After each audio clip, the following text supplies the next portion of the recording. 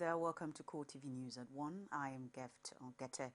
Boko Haram leader Boubacar Shekau has allegedly released an audio message in response to claims by Chadian President Idriss Deby that he has been replaced.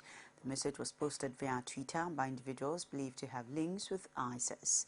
In the audio message addressed to ISIS leader Baghdadi, the man that claimed to be Shekau insisted he is alive and remains in charge of the group. He also derided President Muhammadu Buhari for handing down a 3-month deadline to Nigeria's new military leaders to end the 6-year-long insurgency. The Nigerian authorities are yet to react to the first audio or video message released by Boko Haram leader since March. The immediate past Minister of Finance, Ngozi Okonjo-Iweala, has described as untrue allegations that a substantial part, $600 million of the $1 billion Chinese loan obtained for railway project was diverted. Okonjo-Iweala, in a statement by her media advisor Paul Nwabuiku on Sunday, also explained that contrary to the allegation, the Kano-Lagos rail project was not part of the project listed for funding from the Chinese loan. President Muhammadu Buhari had last Monday queried the Ministry of Finance for alleged diversion of foreign loans obtained for rail projects by the administration of former President Goodluck Jonathan. Specifically, the President was seeking clarification on alleged diversion of a substantial part of $1.5 billion loan obtained from the Chinese Exim Bank for the construction of a standard gauge rail line linking Lagos to Kano. The funds were said to have been moved elsewhere. Okonjo-Iweala, who spearheaded the negotiation for the loan during her time as finance minister, said the China Exim Bank kept and disbursed funds for approved projects to contractors based on milestones. The funds, she added, were not domiciled in the finance ministry.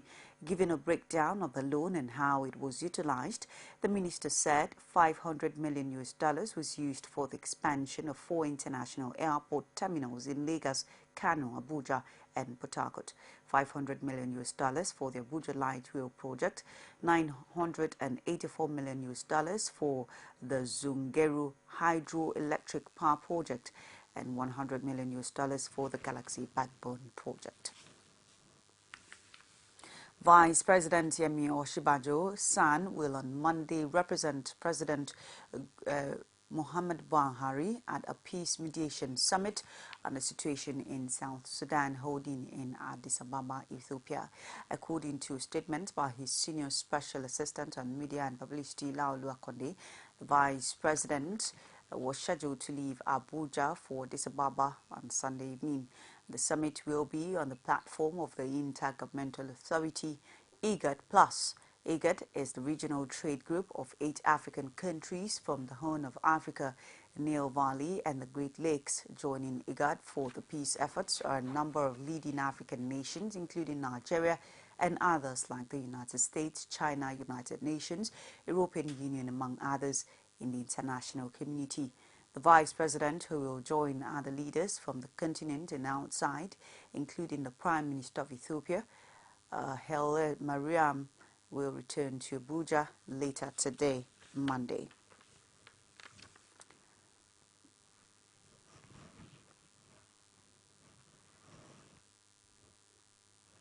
Some members of the House of Representatives have been complaining about poor infrastructure in their constituencies. This was before the lawmakers proceeded on a 6-week recess. Federal legislators representing some parts of the Southwest are particularly concerned about major economic routes in their constituencies. National Assembly correspondent Basia Aye reports. Legislators in the National Assembly may not be attending plenary for the next 6 weeks, but the needs of their constituents still remain top on their agenda. And although lots of issues and constituency yearning cropped up in the weeks following the inauguration of the 8th House, infrastructure development and rehabilitation appeared to be most popular. One of such is that which concerns the Ikorodu-Itokin-Ijebu-Ode highway connecting Lagos and Ogun states. The member representing Ikorodu, Babajimi Benson, says the deplorable state of the roads constructed over 40 years ago is a setback for economic growth. The Southwest is a very vibrant area, and mostly Southwest people are traders, they're industrialists. So a lot of goods and services that go back and forth. So we also need good roads. You know, as you're aware, the oil prices are dwindling, so people need to up the scale. We need to encourage manufacturers to manufacture goods and services. For them to get their manufactured goods to the marketplace, you need good roads. His colleague representing Egbado North and Imeko Afon in Ogun State is particular about bringing development to Nigerians in border communities. He stressed the need to revamp the agency saddled with this responsibility. So what we want to do as soon as we resume is to bring a bill before the House to amend the act that established that agency with a view to expanding their source of funding so that they can have enough funding to develop border communities. So my people expect this from me. While these legislators make efforts to push forward their constituency's agenda, analysts, however, insist on ensuring that the process of implementation is followed through. Basia Ye, CoreTV News, Abuja. The Tunde Olatunde group of the People's Democratic Party Ekiti chapter has accused the Duofane faction of contravening a court order asking parties to maintain status quo after the expulsion from the party. Against this backdrop, the Olatunde faction and embattled Secretary Tope Aluko, however, vowed to pursue the matter to a logical conclusion. Rashid has more. For the first time to the news of his expulsion and that of his group, factional chairman of the PDP in Ekiti State, Tunde Olatunde, has stressed that the judiciary will make them triumph if the party's national leadership fails to resolve the crisis. It's not constitutional, it's null and void. And before that time, we have served them the court process. They have ignored the court process and went ahead to do their illegality. The national body has come to the knowledge of it. The court is aware of it. And if the national body cannot handle it, the court will handle it. The embattled secretary, Tope Aluko, in his words, expresses disappointment over the expulsion, describing the scenario as shameful. I've been using my grassroots for PDP. I've been using my connection for PDP. But today, people are showing me that I am more of an Ekiti man, not a PDP man. And I promise not to let them down.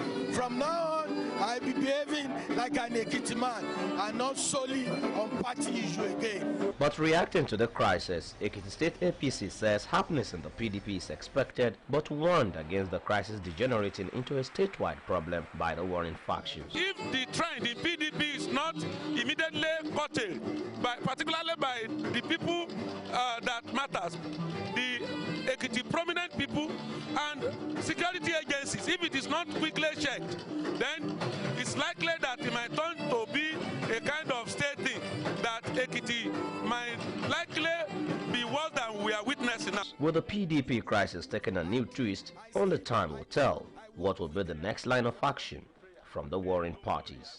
Rashid, CoreTV News, Ado Ekiti.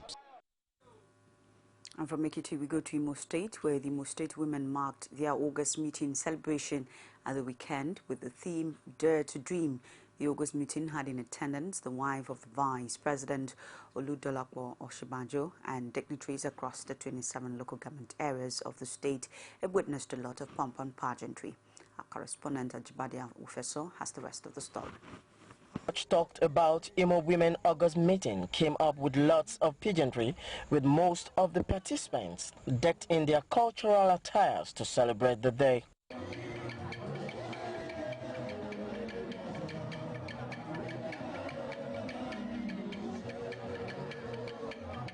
With the display of farm produce and livestock to showcase a typical example of an African setting, some of the participants expressed what the day means to them.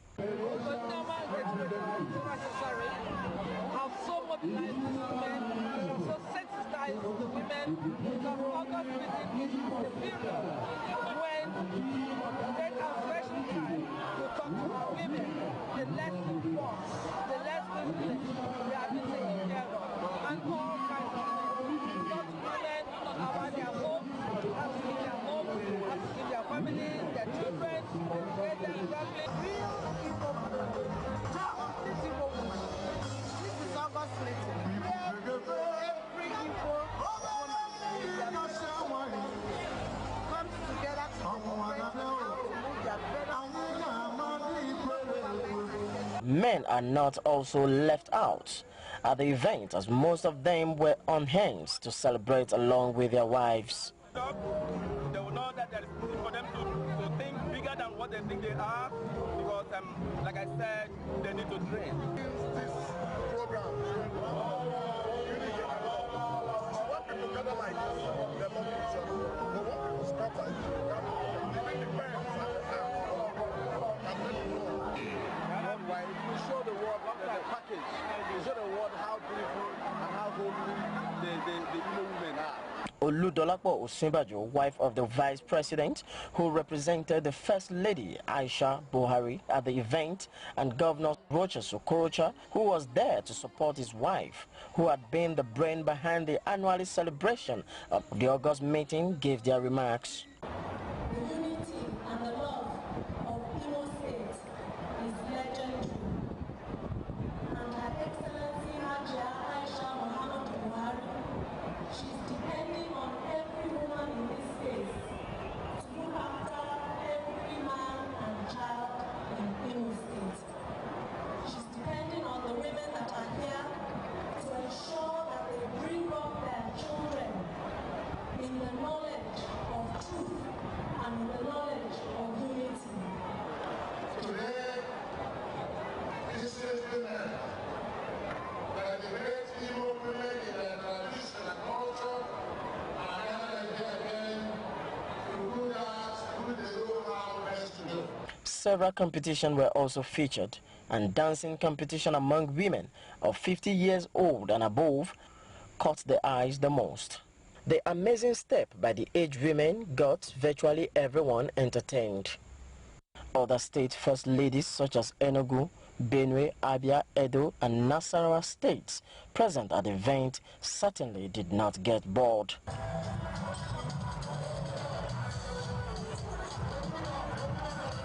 The Ngokpala, 76-years-old woman who had been the defending champion for 3 years now, emerged the winner. Ajibade Awofeso, CoreTV News, Owerri. It's CoreTV News at 1. We'll take this break. Stay with us.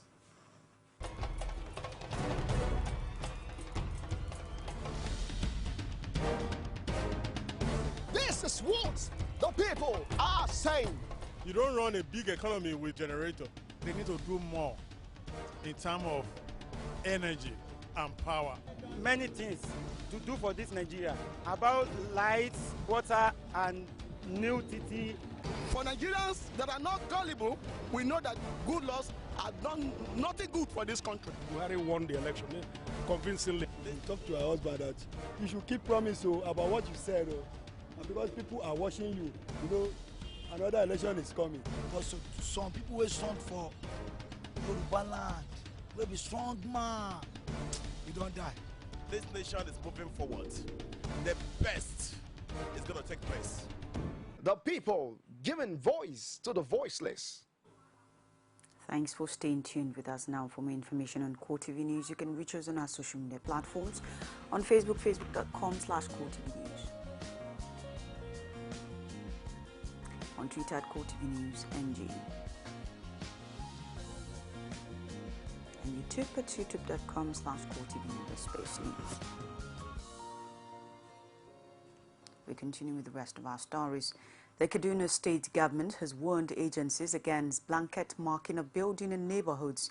It also assured members of the public not to be afraid of what it described as ongoing efforts of land recovery. The government said in a statement signed by the Special Assistant to the Governor on Media, Samuel Aruwan, that all cases of encroachment on government land will be handled on a case-by-case basis. The government also clarified that local government councils have no role in the land recovery process beyond gathering and forwarding relevant information to the appropriate authorities. It added that it would not go back on its determination to recover lands belonging to public institutions, including those that have been illegally excised. In an effort to improve on the processes of revenue generation and collection in the state, the Lagos State Governor Akinwumi Ambode has approved the operation of a single account in the state effective from September 1st, 2015. According to a statement issued by the Permanent Secretary, Accountant General of the state, Abimbola Umar, the state government took the decision to address the challenges previously faced with the operation of the multiple account system. Governor Ambode said the operation of a Treasury Single Account, TSA, aside providing transparency and accountability, will also encourage taxpayers to request for a single account before making their payment. The development is in line with the move by President Muhammadu Buhari to ensure that all government revenue accrues to one consolidated account. The Lagos State Domestic and Sexual Violence Response Team, DSVRT, has concluded training for 190 officials of the State Emergency Command and Control Center on how to receive reports of sexual and gender-based violence incidents in the state. Coordinator of the SVRT, Titiola Adeni, told journalists on Sunday that the officials were trained on how to receive reports of sexual and gender-based violence. This is just as the state government also approves the use of 112 toll-free emergency lines to report cases of rape, defilement, domestic violence, child abuse, neglect, maltreatment and other sexual assaults, assuring that information provided will be passed across while the concerned agencies will be notified immediately. She said aside the dissemination of the information to the appropriate agencies for appropriate action, callers would be informed of relevant steps to be taken depending on the nature of the call. A call has gone to all women worldwide to be firmly dedicated to human capacity building and developmental projects. This call was made by the National Women Affairs Secretary of NASFAT Society, Alaja Sambiat Omolara Mumini, at the 16th Annual Women's Week. Oh yes, we have companies, we have small-scale industries, we have our members. We want to empower them. We are expecting women all over Nigeria and in diaspora. Because it's Women's Week, we are expecting over 10,000 women. We want to empower them, want them to go back to their branches and different states, with something to empower them, not just come to Lagos alone, but to learn, to be enlightened, and to be business-oriented, and at least to be able to do some kind of business within the business environment. With the CoreTV News, the national president of NASFAT, Abayomi Bolarinwa, urged all the women to concentrate in training their children to be disciplined and God-fearing. In our religion, we have internal and external challenges, but the basic thing is for them to concentrate on training their children to become disciplined, God-fearing children.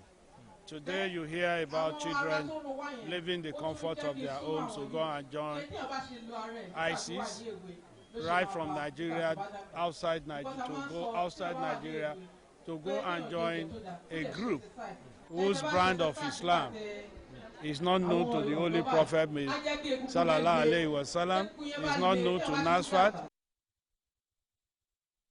Some of the widows empowered by NASFAT Society spoke with CoreTV News.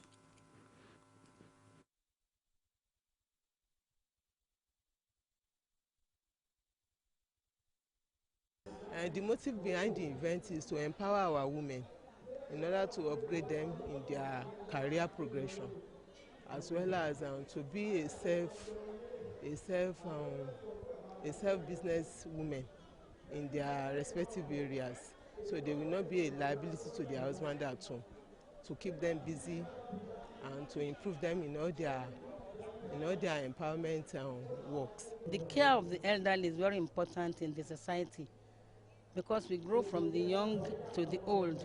When we are young, we can move about, we can do all sorts of things. But when we are old, we should be catered for as a body, as in the home, and even in society. This type of program gives support, we counsel. She interacts with other widows, they share experiences. We are able to give them the needed counseling, the needed support, on how to go on without the husband.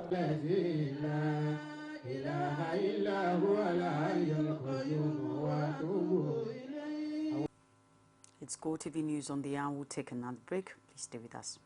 You can now watch CoreTV News live from anywhere in the world on our website www.coretvnews.com. Click on Live TV on our website and watch us live. And welcome to CoreTV Primetime News. To follow us on Twitter, click on Twitter icon on our website. On Facebook, click on the Facebook and YouTube to see all our previous news production. You can also watch us live on YouTube. Click CoreTV, leave a space, then news. CoreTV News, a 24-hour news station. Welcome back. Now we go outside Nigeria. 95 people, 85 of them firefighters, are still missing 4 days after multiple blasts in northeastern parts of Tianjin. Chinese authorities have said at least 112 people died in the blast and hundreds have been hospitalized. The explosions in a warehouse containing hazardous chemicals were so powerful that few of the recovered bodies have been identified. Dozens of websites in China have been shut down for allegedly spreading rumors. The state news agency, Xinhua, said 50 sites were accused of creating panic by publishing unverified information about the blast. Hundreds of social media accounts have also been closed down since the explosion on Wednesday. Chinese Premier Li Keqiang arrived at the scene of the blast on Sunday. An Iraqi parliamentary panel has called for former PM Mori Maliki to face trial over the fall of the northern city of Mosul to Islamic State. More than 30 other officials, including former Mosul governor Adhil al-Nujaifi, were also blamed in the report. The militants seized Mosul in a sweep across North and West Iraq last year. Maliki Asia is seen as having fanned sectarian tensions, leading to a growth of this content in those mainly Sunni Arab areas captured by ISIS hours earlier. Prime Minister Haidar al-Abadi cleared the way for a court-martial of military commanders who abandoned their post as another city, Ramadi, fell to ISIS in May this year. The moves come as the current government launches a major campaign to combat corruption and mismanagement. Abadi unveiled the 7-point plan a week ago. Iraqis have staged regular protests in recent weeks against corruption and incompetence triggered by power shortages during a heat wave. And now it's sports. Niger State Hungary team and the El Rufai Queens of Kaduna State at the weekend emerged winners of the male and female Nigeria Hungary Super League in Kaduna. Niger State won 6 matches and lost 1 to win the male category of the week-long tournament, while the Kaduna women team won 3 matches and drew 1 to win in the female category with 10 points. Both teams also secured tickets to represent Nigeria at the African Club Championship. Speaking after the final presentation, some of the board members have called on state governments, corporate organizations and wealthy individuals to help popularize the sports. For the future, we can also go down to the local government so that we can catch them young and then bring them up. From what I have seen so far and what I have heard from some of the officials, the standard of hockey has gone up considerably over the last few years. States usually are the best hosts. They can easily sponsor a tournament and they can also provide the facilities like we have in Kaduna here. Next is to see these boys representing Nigeria in October at the Hockey Nations Cup coming up in South Africa. And then before the end of the year, we want to see 2 tournaments. We want to see Under 21 and we want to see League One. That is the second most important league before this one. These are the 3 things that we want to see rolling before the end of the year. The officiating is also new. We are trying to upgrade the officiating level. You could see there are gaps. The coaching is very low.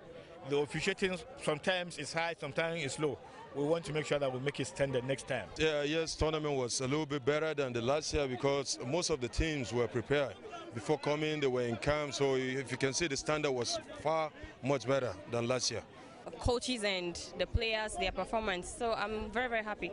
For getting the cup is not an easy task. So the determination and the togetherness, we're able to achieve it. So I'm very happy. This game, some people get scared of it, but I'm telling you, when you come around, you get to know the game better. You know there's no as in danger in it. You will love the game and it will help you a lot.